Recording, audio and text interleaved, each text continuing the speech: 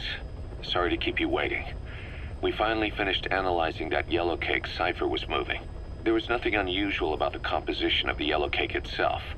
Most of it was oxidized uranium, with the rest being impurities, various metals as well as traces of organic matter. What's interesting is the composition of these impurities.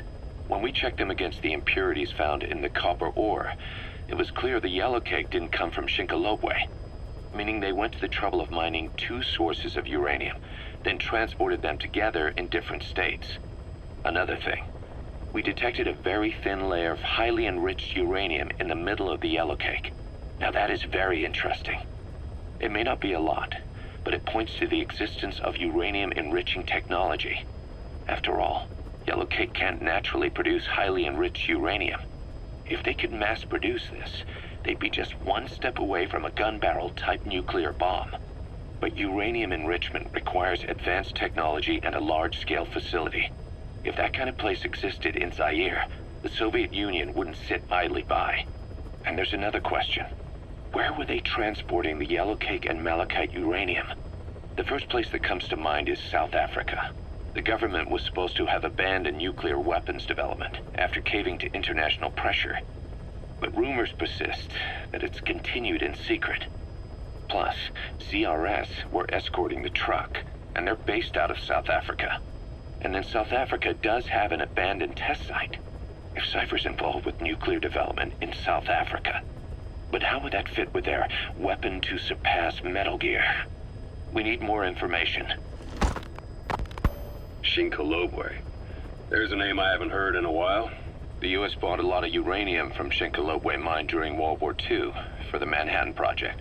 They even sent a squad from the Army Corps of Engineers to reopen the mine after it was flooded. That's how good its uranium must have been. With that, the world's first nuclear test was a success. Shinkolobwe uranium might have been used in the Hiroshima and Nagasaki bombs too. Just hearing its name is like seeing all the phantoms of the war rise up to haunt us. But all the uranium's dried up, and the mine's been closed for years. So someone reopened it. Right. Zero-risk security seized control of the area and were forcing locals to work in it. And the Zairean government was getting a slice of what they took in exchange for looking the other way. Mobutu has to finance his tastes somehow. He'll gladly sell the rights to some old mine.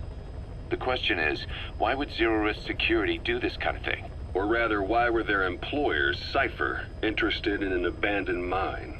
They'd be getting trace amounts of uranium, yet to the naked eye it appears to be ordinary malachite, meaning security would be lax. Not a very efficient way of obtaining it, but easier to move. But how would they enrich it at its destination? Did the yellow cake really have a layer of highly enriched uranium in it? Having trouble believing it? No. If they say it's real, then it's real. In which case, they might have some enrichment method that we don't know about.